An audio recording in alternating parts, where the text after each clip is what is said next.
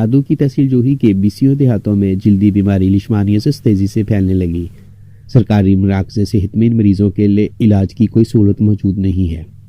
जोही से हमारे नुमाइंदा मोहम्मद अली सोमरू की खबर के मुताबिक जोही में सरकारी अस्पतालों में लिशमानियासिस बीमारी का बर वक्त इलाज न होने से बड़ी तेजी से फैल रही है।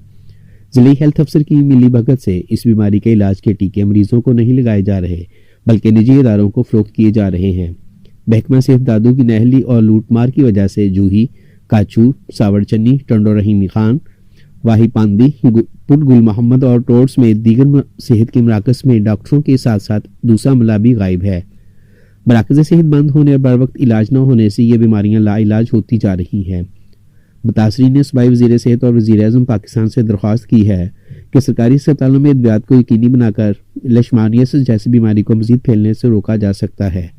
लाखों मरीज इलाज न होने से मौत की तरफ बढ़ रहे हैं। बर वक्त इलाज इन्हें सेहतमंद किया जा सकता है, मगर शायद हुकूमत सिंध ऐसा नहीं चाहती।